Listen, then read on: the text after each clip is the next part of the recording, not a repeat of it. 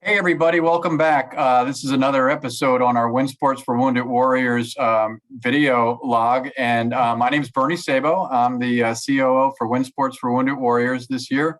And that program was founded by Carlos Poisky in 2012. So Win Sports for Wounded Warriors has been around a few years. It's a small nonprofit organization that really serves and empowers wounded military service personnel through win sports education. So all types of things, whether it be, mostly it's kiteboarding, which we'll talk about in a few minutes, but we've done all types of sailing and windsurfing, et cetera. The mission for Win Sports for Wounded Warriors is to provide emotional support through active camaraderie, similar to what veterans are accustomed to as part of military service. And we're going to hear a little bit today from Neil Bokel, who's one of the earliest retreat attendees. And Neil, welcome. How are you today? Good. How you doing? I'm doing good. So we're going to talk a little bit about the retreats, but before we do that, give us a little background on yourself. What branch of the service were you in, years of service, maybe where you were deployed, et cetera? Oh, it was years ago now. I was in the Army for a while, 2002-ish to 2010, give or take. I think I've officially been out longer than I was in, so I'm starting to feel normal again. But just mostly walked around for the Army in different foreign locations, and sometimes stuff was more interesting than it was other times. How did you get involved with Win Sports for Wounded Warriors? How did you first come across that program? I had an old Army buddy I used to serve with, Palermo, who hit me up. He worked for a kiteboarding shop, and he was all hyped up about this program about kiteboarding. And when we were in together, I came up surfing, so kiteboarding never happened for me. And when we served together, I had nothing but grief to give him about kiteboarding. So when he called me up about this program, I was like, oh yeah, no, not interested. Can't help you. I don't kiteboard, not my thing. He's like, no, I want you to do it, because he really wanted to be a part of it and help, and because he was already an instructor, and he thought I had a good chance of standing up for my surfing background. So I said I'd give it a try. And then I would later find out he was also using it for a little payback for our time in the service, and he sent me into a couple of good tumbles during my training. Awesome. Good. That's awesome. So was the first retreats in Georgia or St. Simons? Where did you go first? They've had a couple of them, and I didn't know which ones you attended. I was taught to ride up in the Gulf Coast in Florida out of Fort Walton Beach, at a kite beach. They call it locally Leaside. It's part of the Gulf Islands National Seashore. And then I went to South Carolina. South Carolina is where I went, and that's where I met Mark, actually. And then I went to one I went to the Keys one. That was pretty neat. But yeah, Keys in South Carolina, I think that's where I went. It's been going so long now. Like Poisky and I ended up having friendship outside of the program, almost related at some point. Very good. Yeah. So there've been a bunch of retreats. I know St. Simons. There's been Sullivan's Island. There's been some in the Keys. I'd like to start up the Keys again. I think that's been maybe that could be a reunion of sorts for folks as we start thinking about the upcoming season and so forth. In the retreats, though, give me a little sense about what you experienced. So did you get instruction, and what was your experience in the water or flying the kite, especially if you came up through surfing? It's a good carrot. So our particular demographic, and it varies for different vets, I'm sure, but you're not always super stoked to go meet new and exciting people, or people in general. And me personally, I don't, but the kiteboarding was kind of just enough of a dangerous, exciting thing to kind of get you off the couch. But what was interesting for me, which I didn't know until I went and did this is kind of one of the first things where I went and did a veteran event. So as a vet, you spend a lot of time couching your stories, because you're trying to explain something, but then you have to explain why that had that sensation to you, or why something, the things that will be funny or scary for some veterans is hard to translate to someone who hasn't been in that scenario. It's like trying to explain a color to somebody who's never seen colors. So then you go to this retreat and you're with a bunch of people with shared experiences. So you actually cut out a lot of the having to catch people up. Nice. And that was unexpected. And it was actually kind of nice. So you don't have to qualify everything you're saying or the experiences you have, or, something goes boom and you're not the only person in the room that, shirks your shoulders a little bit. And then I ended up, meeting people that I still talk to this day. I've seen Carlos outside the program.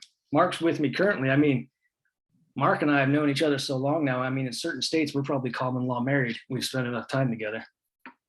Yeah, and Mark came through the program too, I think. And hopefully we'll get him on this program and have a few words. But it'd be nice to hear how he came through, not only as a new beneficiary through the program, but then to become a certified instructor. So I think that was kind of nice that the program got, progressed through the skills to actually master it. So now he's paying it forward by coming back to the retreats as a certified instructor. So I think the program's been well worth it that way. Yeah, he's gotten considerably better than me at kiteboarding, which is a point of contention because we're good friends, but there's always an underpin of competition. And in this particular aspect, he's considerably better than I am. I like the way you were teeing up the context, like not having to come up with qualifiers to help, and to sit on the beach even and just be able to relate to others and connect, I think is, to me, what I've seen is the greatest value. The sport is wonderful in itself, but the great value is the camaraderie and the partnerships you guys develop over the years. I think that's great. It's a break you don't know you need. So, just going shopping, like when I'm gonna go do my Publix runs, I have certain times of the day, certain days of the week that I'll go shopping for the least amount of human interactions. Then I'm kind of running through scenarios just in case somebody stops me or talks to me, because these are the correct and polite ways. And then, break eye contact after 15 seconds because people get a little weird if you stare at them hard for a while.